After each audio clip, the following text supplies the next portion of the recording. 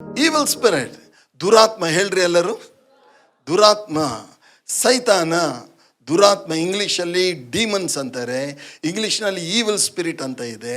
Okay, ಕತ್ತಲೆಯ ದುರಾತ್ಮಗಳು, ವಾಯುಮಂಡಲದ ಅಧಿಪತಿಗಳು. Okay, ಈ ಥರವಾದಂಥ ನಾನಾ ಥರವಾದ ಹೆಸರುಗಳಿವೆ. ಈಗ ಯುದ್ಧ ನಡೀತಾ ಇದೆ. ಯಾರ ಕೆಲಸ? ಸೈತಾನ್ ಕೆಲಸ ಅದು. ನೋಡ್ರಿ, ಸೈತಾನ್ನು ನೀವು ತಿಳ್ಕೊಂಡಿರ್ಬೋದು, ಕೆಲವರು ಸೈತಾನ್ ನೀವು ಅಂದ್ಕೊಂಡಿರ್ಬೋದು ಸೈತಾನ್ ಎಲ್ಲೋ ಒಂದು ಕಡೆ ಕೆಲಸ ಮಾಡಿ. No no no no, is working here, is working in your life. ನಮ್ಮ ಜೀವಿತದಲ್ಲಿ ಅವ ಕೆಲಸ ಮಾಡ್ತಾನೆ, ನಮ್ಮ ಮನೆಯಲ್ಲಿ ಕೆಲಸ ಮಾಡ್ತಾನೆ. ಗಮನಿಸಿದ್ದೀರಾ ಅವನ ಕೆಲಸ? ಇಲ್ಲ. ನೀವು ಯಾವಾಗಲೂ ನಿಮ್ಮ ಮನೆಯಲ್ಲಿರುವವರನ್ನು ಗಮನಿಸ್ತೀರಿ ಹೊರತಾಗಿ ನಿಮ್ಮ ಮನೆಯವರ ಹಿಂದೆ ಕೆಲಸ ಮಾಡುವವನನ್ನು ಏನು ಮಾಡಿಲ್ಲ. ನೋಡಿ, ಕರೆಕ್ಟಾ?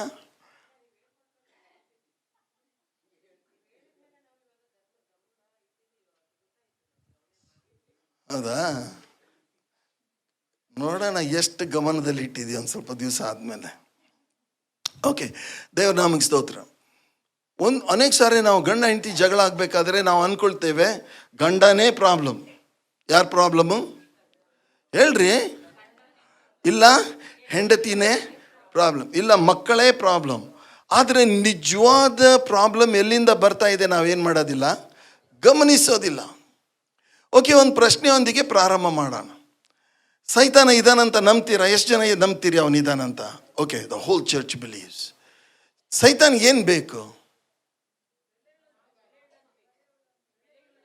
ಬೆಲೆ ಉಳ್ಳದ್ದು ಬೇಕು, ನಮ್ಮ ಆತ್ಮ ಬೇಕು, ಅವಕಾಶ, ಇನ್ನೊಂದು ಸ್ವಲ್ಪ ಎಂಟ್ರಿ ಬೇಕು ಅವನಿಗೆ. ಎಲ್ರು ಹೇಳೋಣ, ಎಂಟ್ರಿ. ಅವನು ನಿಮ್ಮ ಮನೆಗೆ ಬರ್ತಾನೆ, ಸುತ್ತಲೂ ನೋಡ್ತಾನೆ. ಏನು ನೋಡ್ತಾನೆ? ಎಲ್ಲನ ಒಂದು ಸ್ವಲ್ಪ ಒಳಗೆ ಹೋಗೋಕ್ಕೆ ಸ್ವಲ್ಪ ಅವನಿಗೆ ನೀವು ಅವಕಾಶ ಕೊಟ್ಟರೆ ಸಾಕು. ಮುಂದಿನ ಕೆಲಸ ಏನು ಮಾಡಬೇಕಂತ ಅವನಿಗೆ ಚೆನ್ನಾಗಿ ಗೊತ್ತು. ಅವನಿಗೆ ಎಂಟ್ರಿ ಬೇಕಂತೆ. ಎಲ್ಲರೂ ಹೇಳೋಣ, ಎಂಟ್ರಿ. ಯೋಬನ ಜೀವಿತದಲ್ಲಿ ನಾವು ನೋಡ್ತೇವೆ, ಯೋಬ ಚೆನ್ನಾಗಿದ್ದ. ಯೋಬನ ಮೇಲೆ ದೇವರ ಬೇಲಿ ಇತ್ತು, ಮಕ್ಕಳ ಸುತ್ತಲೂ ಬೇಲಿ ಇತ್ತು, ಅವನ ಮನೆ ಸುತ್ತಲೂ ಬೇಲಿ ಇತ್ತು, ಅವನಿಗಿರುವಂಥ ಹಸು ಕುರಿಗಳು, ಅವನಿಗಿರುವಂಥ ಎಲ್ಲ ಆಸ್ತಿಯ ಮೇಲೆ ದೇವರ ಬೇಲಿ ಇತ್ತು. ಸೈತಾನ್ ಬಂದ ನೋಡಿದ ಎಲ್ಲ. ಸೈತಾನ್ ಒಂದು ವೇಳೆ ಯೋಬನ ಹತ್ತಿರ ಬಂದಿದ್ದರೆ ನಿಮ್ಮ ಹತ್ರನೂ ಬರ್ತಾನ? ಹಲೋ, ನಿಮ್ಮ ಹತ್ರನೂ ಬರ್ತಾನ? ಏನು ನೋಡ್ತಾನೆ ನಿಮ್ಮ ಹತ್ರ ಬಂದು? ಎಲ್ಲನ ಒಂದು ಸ್ವಲ್ಪ ಜಾಗ ಇದೆಯಾ, ನನಗೇನಾದರೂ ಒಳಗೆ ನುಸುಳೋಕೆ ಏನಾದರೂ ಬಾಗಿಲು ತೆರೆದಿದೆಯಾ? ಅವನು ಸರಿಯಾಗಿ ನೋಡ್ತಾನೆ. ತೆರೆದಿಲ್ಲ ಅಂದರೆ ಅವನು ನಿಮ್ಮ ಜೀವಿತದಲ್ಲಿ ಬರೋಕ್ಕಾಗಲ್ಲ. ಒಂದು ವೇಳೆ ತೆರೆದಿತ್ತು ಅಂತ ಹೇಳಿದ್ರೆ ಅವನೇನು ಮಾಡ್ತಾನೆ? ಇನ್ನೊಂದು ಪ್ರಶ್ನೆ, ಎಷ್ಟು ಜನ ನೀವು ಹೇಳ್ತೀರಿ ಸೈತಾನ ನಿಮ್ಮ ಜೀವನದಲ್ಲಿ ಕೆಲಸ ಮಾಡ್ತಾ ಇದ್ದಾನೆ? ಎಷ್ಟು ಜನ ಹೇಳ್ತೀರಿ? ಕೆಲವ್ರ ಜೀವನದಲ್ಲಿ ಕೆಲಸನೇ ಮಾಡ್ತಾ ಇಲ್ಲ. ನೀವು ಭಕ್ತಿವಂತರಪ್ಪ, ನಿಮ್ಮ ಹೆಸರು ಕೇಳಿದ್ರೆ ನಡುಗ್ತಾನೆ ಸೈತಾನ, ಗಡ ಗಡ ಗಡ. ಓಕೆ, ಇನ್ನೊಂದು ಸಾರಿ, ಎಷ್ಟು ಜನರ ಜೀವನದಲ್ಲಿ ಸೈತಾನ್ ಕೆಲಸ ಮಾಡ್ತಾನೆ? ಹಂಗಂದ್ರೆ ನೀವೆಲ್ಲ ಅವನಿಗೆ ಬಾಗಿಲು ತೆರೆದಿದ್ದೀರಾ? ನೀವು ತೆರೆದಿಲ್ಲ ಅಂದರೆ ಅವ ಬರ್ತಾ ಇರಲಿಲ್ಲ. ಅವ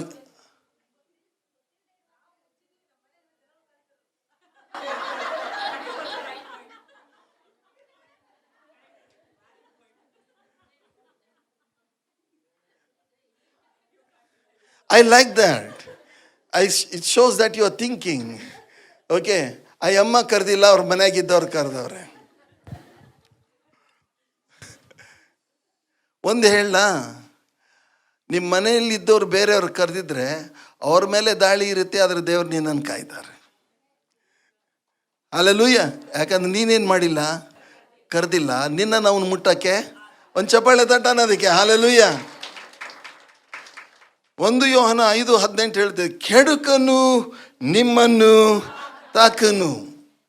ಕೆಡುಕನು ನಿಮ್ಮನ್ನು, ಎಲ್ಲರೂ ಹೇಳೋಣ, ಕೆಡುಕನು ನನ್ನನ್ನು ತಾಕನು. ನೀವೇನು ತಿಳ್ಕೊಂಡಿದ್ದೀರಿ?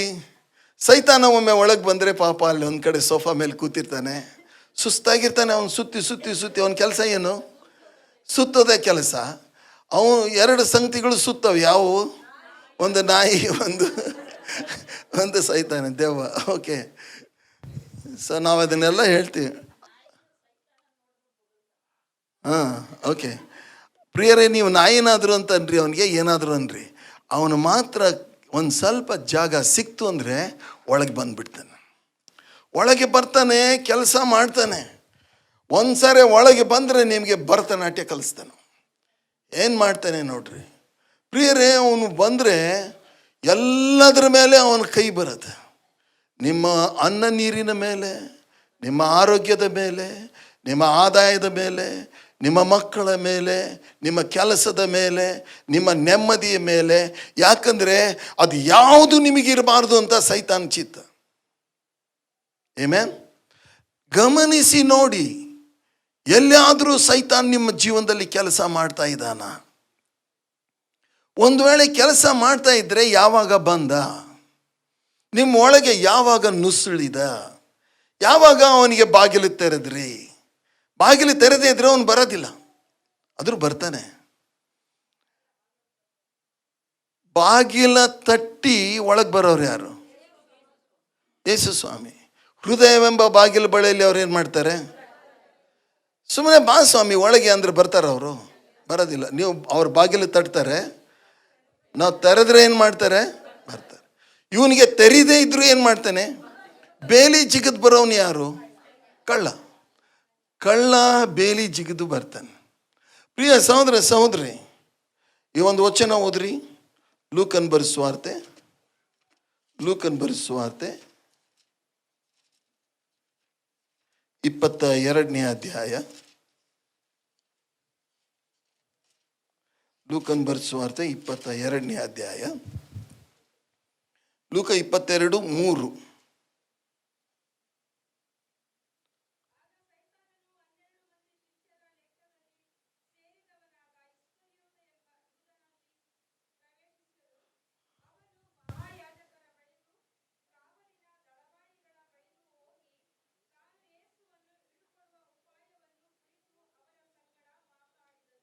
ಓಕೆ, ನಾವು ನೋಡ್ತೇವೆ 12 ಮಂದಿ ಶಿಷ್ಯರ ಲೆಕ್ಕದಲ್ಲಿ ಸೇರಿದವನಾದ ಇಸ್ಕರಿಯೋತ್ ಎಂಬ ಯೂದನಲ್ಲಿ ಓಕೆ, ಸೈತಾನ್ ಅಂತಿದೆಯಾ?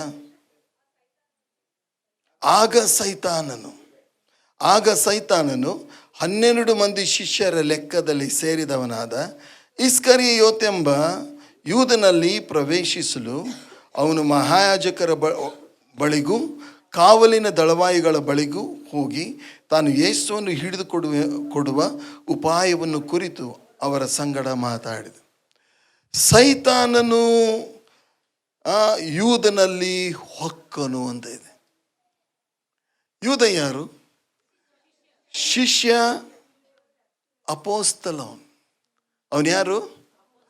12 ಸಿಂಹಾಸನಗಳ ಮೇಲೆ ಕೂತುಕೊಳ್ಳುವ ಒಂದು ಅವಕಾಶ ಹೊಂದಿದಂಥ ಯೂದ ಯೇಸು ಸ್ವಾಮಿಯ ಜೊತೆಗಿದ್ದವನು, ಯೇಸು ಸ್ವಾಮಿಯ ಮಹತ್ ಕಾರ್ಯಗಳನ್ನು ನೋಡಿದವನು. ನೀವೆಲ್ಲ ರಕ್ಷಣೆ ಹೊಂದಿದ್ದೀರಿ, ನಾವು ರಕ್ಷಣೆ ಹೊಂದಿದ ಮಾತ್ರಕ್ಕೆ ಸೈತಾನ ನಮ್ಮನ್ನು ಬಿಟ್ಟು ಹೋಗ್ಬಿಡ್ತಾನ? ಬರ್ತಾನೆ. ಇಲ್ಲಿ ಯೂದನ ಮನಸ್ಸಿನಲ್ಲಿ ಸೈತಾನನು ಹೊಕ್ಕನು ಅಂತ ಇದೆ. ಯೂದನ ಮನಸ್ಸಿನಲ್ಲಿ ಸೈತಾನನು ಹೊಕ್ಕನು. ಯೋಬನ ಜೀವಿತದಲ್ಲಿ ನಾವು ನೋಡ್ತೇವೆ, ದೇವರು ಬೇಲಿ ಹಾಕಿ ಹಿಡ್ಕೊಂಡಿದ್ರು. ಅವನು ಕೇಳಿದಾಗ ದೇವರು ಬೇಲಿ ತೆಗೆದದೇ ತಡ ಏನೆಲ್ಲ ಮಾಡಿದ ಅವನು? ಎಲ್ಲ ಮಾಡಿ ಅವನ ದೇಹದ ಮೇಲೆ ಬೊಕ್ಕೆಗಳನ್ನು ಹಾಕಿ, ಓಕೆ, ಅವನ ಹೆಂಡತಿ ಸಹ ಬಿಟ್ಟು ಹೋದ್ಲಿ. ಇದೆಲ್ಲ ಕೆಲಸ ಮಾಡಿದ್ದು ಯಾರಾಗಾದ್ರೆ? ನಮ್ಮ ಜೀವನದಲ್ಲಿ ಹಾಗೆ ಮಾಡ್ತಾನೆ. ನಾವು ಅನೇಕ ಸಾರಿ ಪ್ರಾರ್ಥನೆ ಮಾಡ್ತೀವಿ, ಆದರೆ ಸೈತಾನನ ಕಾರ್ಯಗಳನ್ನು ನಾವು ಗಮನಿಸುವುದಿಲ್ಲ. ಸೈತಾನನ ತಂತ್ರೋಪಾಯಗಳನ್ನು ನೀವು ಅರಿಯದವರಲ್ಲವಲ್ಲ, ದೇವರ ವಾಕ್ಯ ಹೇಳ್ತದೆ. ಓಕೆ, ಹಾಗಾದರೆ ಯಾವಾಗ ಬಾಗಿಲು ತೆರೆದ್ರಿ ಅವನಿಗೆ? ಆ ವಿಷಯಗಳನ್ನು ನೋಡಿಕೊಳ್ಳೋಣ. ಯಾವಾಗ ಸೈತಾನ ನಮ್ಮ ಜೀವನದಲ್ಲಿ ಎಂಟ್ರಿ ಹೊಡೆದ?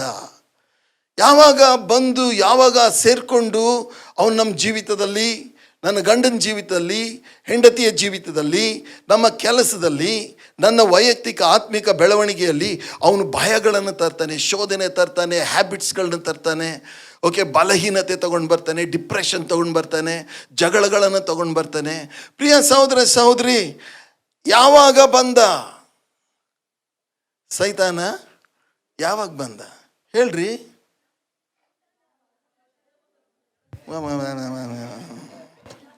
ಯಾವಾಗ ಬಂದ?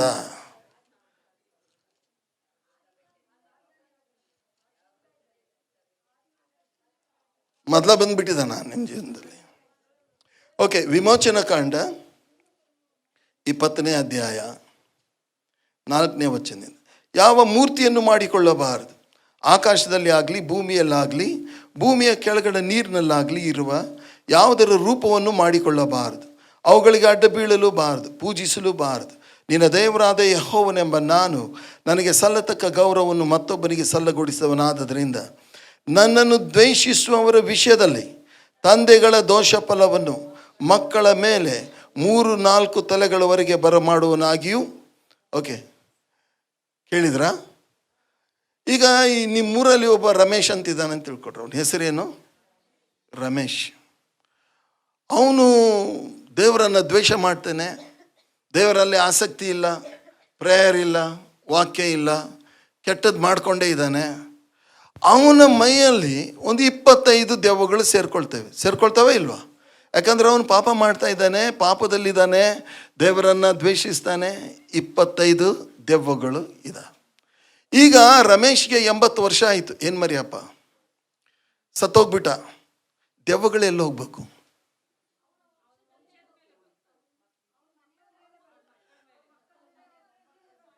ಯೋಚನೆ ಮಾಡಿ ಹೇಳ್ರಿ. ಓಕೆ, ಈ ಕಡೆ ಅವರೆಲ್ಲ ನನ್ನ ಮುಖ ನೋಡ್ತೀನಿ. ನೀನು ನನ್ನ ನೋಡ್ತಾ ಇದ್ದೀರಾ, ಗಿಡ ನೋಡ್ತಾ ಇದ್ದೀರಾ? ಓಕೆ, ಈಗ ರಮೇಶ್ ಸತ್ತೋದ, 25 ದೆವ್ವ ಕೆಲಸ ಮಾಡ್ತಾ ಇದೆ. ಏನ್ರಿ ಸೈಂಟಿಸ್ಟ್? ಓಕೆ, 25 ದೆವ್ವ ಎಲ್ಲಿ ಹೋಗ್ತಾವೆ ಹೇಳ್ರಿ?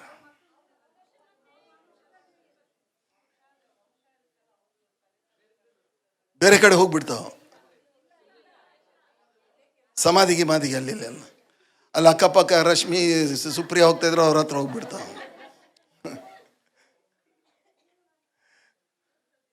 ಪ್ರಿಯರೇ, ರಮೇಶ್ ಸತ್ತು ಹೋದಲ್ಲ, ಅವನಿಗೆ 2 ಮಕ್ಕಳಿದ್ದಾರೆ. ಆ 2 ಮಕ್ಕಳಲ್ಲಿ 25 ದೆವ್ವ ಸೇರ್ಕೊಂಡ್ಬಿಡ್ತ.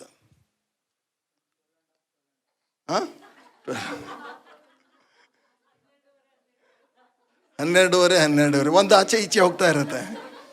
ಓಕೆ, ಸೊ 25 ದೇವರು ಹಾಕಿದ ಪ್ರಕಾರ ಮಕ್ಕಳಲ್ಲಿ 3-4 ತಲೆಗಳವರೆಗೆ ಏನಾಗ್ತವಂತೆ ದೆವ್ವಗಳು, ಶಾಪಗಳು ಬಂದ್ಬಿಡ್ತವೆ. ಅಂದರೆ ದೆವ್ವಗಳು ಬರ್ತವೆ.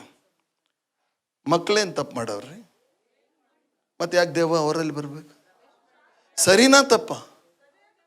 ಅದು ಹೆಂಗೆ ಸರಿ ಇದೆ? ದೇವ್ರ ನಿಯಮ, ದೇವ್ರು ಮಾಡಿರೋ ನಿಯಮ ಸರಿನಾ? ಅರೆ, ರಮೇಶ್ ತಪ್ಪು ಮಾಡಿದಂತಾನೆ, ಪಾಪ ಮಾಡಿದವನು. ಅವನು ಮಕ್ಕಳು ಚಂದ ಬೆಳೆದವೆಲ್ಲ, ಅವು ಯಾವ ಒಂದು ತಪ್ಪು ಮಾಡಿಲ್ಲ, ಏನೂ ಅಪರಾಧ ಮಾಡಿಲ್ಲ. ಏನ್ರಿ ಪ್ರಸನ್ನ ಅವರೇ, ಹೇಳ್ರಿ. ಈಗ ಹೇಳಿದ್ರಿ. ಈಗ ಇನ್ನೊಂದು ಇದನ್ನು ಅರ್ಥ ಮಾಡ್ಕೊಳ್ಳಿಕ್ಕೆ ಹಿಂಗೆ ಯೋಚನೆ ಮಾಡೋಣ. ಅಪ್ಪನಿಗೆ ಏನಂದರೆ 10 ಬಿಲ್ಡಿಂಗ್ ಇದ್ವು, ರಮೇಶ್ಗೆ ಎಷ್ಟು ಬಿಲ್ಡಿಂಗು? 10 ಬಿಲ್ಡಿಂಗು. 10 ಬಿಲ್ಡಿಂಗಿಗೆ ಯಾರ್ಯಾರಿಗೆ ಹೋಗ್ಬೇಕು? ಇದು ಸರಿನಾ? ಬಿಲ್ಡಿಂಗ್ ಮಾತ್ರ ಬೇಕು, ಆತ್ಮಗಳು, ಆಶೀರ್ವಾದಗಳು ಬೇಕು, ಶಾಪಗಳು ಅದು ನಡೆಯೋದಿಲ್ಲ. ಆಶೀರ್ವಾದ ಹೇಗೆ ಹರಿದು ಬರುತ್ತೋ ಹಾಗೆ ಶಾಪಗಳು ಏನಾಗ್ತವೆ? 3-4 ತಲೆಗಳವರೆಗೆ ಹರಿದು ಬರ್ತವೆ. ಇದು ನ್ಯಾಯನ? ಈಗ ಸೈಂಟಿಸ್ಟ್ ನಂಬ್ತೀರಾ? ಇವಾಗ ಒಪ್ಕೊಳ್ತೀರಾ? ಒಪ್ಕೊಳ್ಳೋ ಮಾತಾ?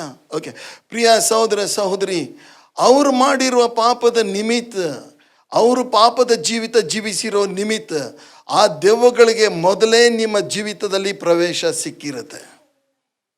ಓಕೆ, ಆದರೆ ದೇವ್ರ ನಾಮಕ್ಕೆ ಸ್ತೋತ್ರ. ನೋಡ್ರಿ, 10 ಬಿಲ್ಡಿಂಗು ಬಂತು, ಆದರೆ 10 kg ಚಿನ್ನ ಇತ್ತು ರಮೇಶ್ ಹತ್ರ. ಈಗ ಮಕ್ಕಳಿಗೆ ಎಷ್ಟೆಷ್ಟು ಬಂತು? 5-5 kg ಚಿನ್ನನೂ ಬಂತು, 5-5 ಬಿಲ್ಡಿಂಗು ಬಂತು, 12 ದೆವ್ವಗಳು ಬಂದು. ಒಬ್ಬನಿಗೆ 13 ಅಂತ ಇಟ್ಕೊಳ್ಳೋಣ. ಓಕೆ, ಒಂದು ಅಂತರ್ಪಿಶಾಚಿ, ಈಚೆ ಆಚೆ ಈಚೆ ಆಚೆ. ದೊಡ್ಡವನಿಗೆ 13, ಚಿಕ್ಕವನಿಗೆ ಪಾಪ. ಓಕೆ ಪ್ರಿಯರೇ, ಆದರೆ ಸತ್ಯ ಇದು. ತಮಾಷೆಯಾಗಿ ಹೇಳ್ತಾ ಇದ್ರು ಸಹ ಇದು ಸತ್ಯ. ದೆವ್ವಗಳು ಬಂದು ಅವ್ರ ಜೀವನದಲ್ಲಿ ದೆವ್ವಗಳು ಕೆಲಸ ಮಾಡ್ತಾ ಇದ್ದಾರೆ. ಪ್ರಿಯರೇ, ಆದರೆ ಒಂದು ಮಕ್ಕಳು ಏನಾಗ್ಬಿಟ್ರು ಅಂತ ಹೇಳಿದ್ರೆ, ಈಗ ರಕ್ಷಣೆ ಹೊಂದಿದ್ದಾರೆ. ಮಕ್ಕಳು ಏನು ಮಾಡಿಬಿಟ್ರು? ರಕ್ಷಣೆ ಹೊಂದಿದ್ದಾರೆ. ಒಂದೇ ಮಾರ್ಗ ಚರ್ಚಿಗೆ ಬಂದುಬಿಟ್ರು. ಇಬ್ಬರು ರಕ್ಷಣೆ ಹೊಂದಿದ್ದಾರೆ. ಚಿನ್ನ ಹೋಗುತ್ತಾ? ಮನೆ ಹೋಗುತ್ತಾ? ದೆವ್ವಗಳನ್ನು ಏನು ಮಾಡ್ಬೋದು? ಓಡಿಸ್ಬೋದು. ಒಂದು ಚಪ್ಪಾಳೆ ತಟ್ಟೋಣ. Hallelujah, hallelujah.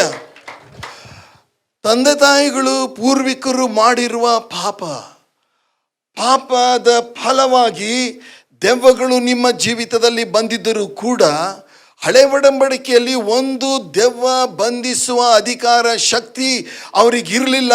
ಇವತ್ತು ನಿನಗೂ ನನಗೂ ಇದೆ. ನೀನು ನಾನು ಜಯದ ಜೀವಿತ ಜೀವಿಸಬೇಕಂತೇಳಿನೇ ಯೇಸು ಸ್ವಾಮಿ ಮಾಡಿದ್ದಾರೆ. 1 ಯೋಹಾನ 3:8 ಹೇಳ್ತದೆ, ಸೈತಾನನ ಕಾರ್ಯಗಳನ್ನು ಲಯ ಮಾಡುವುದಕ್ಕಾಗಿ ಮನುಷ್ಯ ಕುಮಾರನು ಪ್ರತ್ಯಕ್ಷನಾದನು. ಹಲ್ಲೆಲೂಯ. ಪ್ರಿಯ ಸಹೋದರ ಸಹೋದರಿ, ಅದು ಎಂಥದೇ ದೆವ್ವ ಇರಲಿ, ಎಲ್ಲ ದೆವ್ವಗಳು ಎಂಥ ದೆವ್ವ? ಇನ್ನೊಂದ್ಸರಿ ಅವನು ಕೇಳಂಗೆ ಹೇಳ್ರಿ. ಕೇಳಿಸ್ತಂತೆ. Okay, right. ಎಲ್ಲ ದೆವ್ವಗಳನ್ನು ಬಂಧಿಸುವ ಅಧಿಕಾರ ಯಾರಿಗೆ ಕೊಟ್ಟಿದ್ದಾರೆ? ಎಲ್ಲರೊಳಗೆ ನನಗೆ ಕೊಟ್ಟಿದ್ದಾರೆ. ಹೇಳ್ರಿ, ನನಗೆ ಅಧಿಕಾರ ಇದೆ, ನನಗೆ ಶಕ್ತಿ ಇದೆ. ಹಲ್ಲೆಲೂಯ. ಮೊದಲನೇದಾಗಿ ಸೈತಾನ ನಿಮ್ಮ ಮನೆಯಲ್ಲಿ ಪ್ರವೇಶ ಮಾಡುವ ದಾರಿ ಬಾಗಿಲು ಯಾವುದು ಅಂತ ಹೇಳಿದ್ರೆ, ಪೂರ್ವಿಕರು ಮಾಡಿರುವ ಪಾಪದ ನಿಮಿತ್ತ ನಿಮ್ಮೊಳಗೆ ಅವನಿಗೆ ಪ್ರವೇಶ ಸಿಕ್ತು. ಎಸ್, ಹಾಗಾದರೆ ಅದನ್ನು ನಾವು ಡೀಲ್ ಮಾಡೋಣವಾ? ನೀವು ಮಾಡೇ ಇಲ್ಲ, ಒಂದ್ಸರಿನೂ ನೀವು ಮಾಡಿಲ್ಲ ಅಂತ ಹೇಳಿದ್ರೆ ಖಂಡಿತವಾಗಿ ನಿಮ್ಮ ಜೀವಿತದಲ್ಲಿ ಸೈತಾನ್ ಕೆಲಸ ಮಾಡ್ತಾನೆ ಇರ್ತಾನೆ. ನಾನು ರಕ್ಷಣೆ ಹೊಂದಿದೆ. ರಕ್ಷಣೆ ಹೊಂದೋ ಸಮಯದಲ್ಲಿ ನಾನು ತುಂಬ ಸಿಕ್ಕಿದ್ದೆ. ಯೇಸು ಸ್ವಾಮಿ ಅದ್ಭುತ ಮಾಡಿ ನನ್ನನ್ನು ವಾಸಿ ಮಾಡ್ತಾರೆ ಅಂಥೇಳಿ ಒಂದು. ಎರಡನೇದಾಗಿ ತುಂಬ ಡಿಮಾನಿಕ್ ಅಟ್ಯಾಕ್ ಇತ್ತು ನನಗೆ. ಸೈತಾನ್ ಒಂದು ಅಟ್ಯಾಕ್ ನನ್ನ ಮೇಲೆ ತುಂಬ ಇತ್ತು, ಮನಸ್ಸಿನ ಮೇಲೆ.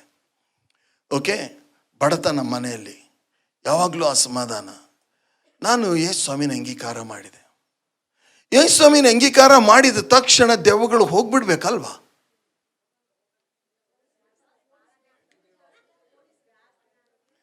ಇವಾಗ ಬಂತು ನೋಡ್ರಿ, ನಾವು ಯೇಸು ಸ್ವಾಮಿನ ಅಂಗೀಕಾರ ಮಾಡಿದ್ದೀವಲ್ಲ ಪಾಸ್ಟ್ರೆ. ಓಕೆ, ಆದರೆ ದೆವ್ವಗಳೇನು ಮಾಡಿಲ್ಲ, ಹೋಗಿಲ್ಲ. ನಾನು ಎಲ್ಲರಿಗಿಂತ ಜಾಸ್ತಿ ಪ್ರೇಯರ್ ಮಾಡೋನು.